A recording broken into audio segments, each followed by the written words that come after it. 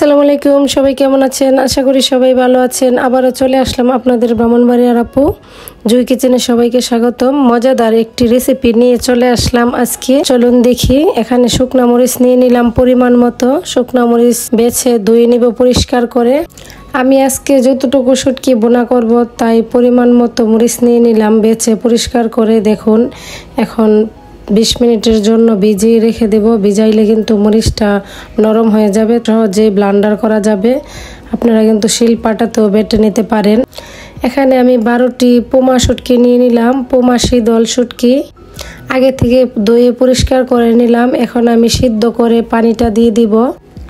এইভাবে সিদ্ধ করে পানিটা দিলে কিন্তু এই কাঁটাটি থেকে যাবে। দেখুন, কাঁটাটি রেখে দিবেন। এই কাঁটা দিলে কিন্তু খাওয়া যাবে না, খেতেও ভালো লাগবে না। এখানে আমি পরিমাণ মতো সরিষার তেল দিয়ে দিলাম। 1 কাপ চিংড়ি মাছ দিয়ে দিলাম। চিংড়ি মাছ হলুদ লবণ দিয়ে ভেজে নেব, হালকাভাবে ভেজে নেব।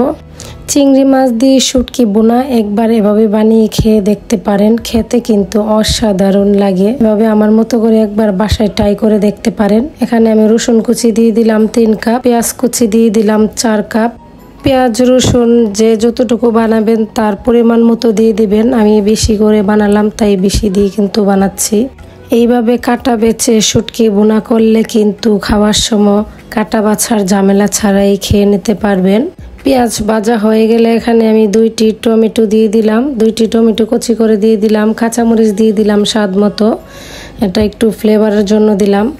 এখানে আগে থেকে ব্লান্ডার করা মরিচ দিয়ে দিলাম 1 কাপ।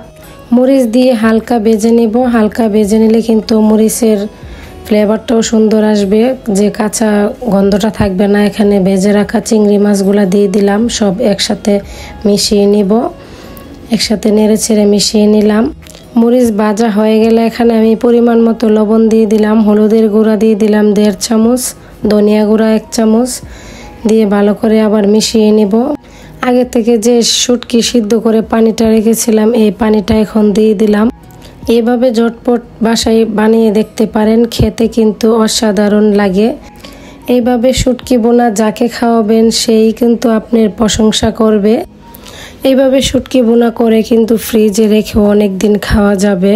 এরকম মজার মজার ভিডিও দেখতে চাইলে আমার পেজ ফলো দিয়ে রাখুন। আশা করি সবার কাছে অনেক ভালো লেগেছে। ভালো লাগলে লাইক কমেন্ট শেয়ার করে দিবেন। আমার ভিডিওটি দেখার জন্য সবাইকে অসংখ্য ধন্যবাদ। আজকের মতো এই পর্যন্তই। অন্য কোনো দিন অন্য রেসিপি নিয়ে চলে আসব। সবাই ভালো থাকবেন। আল্লাহ হাফেজ।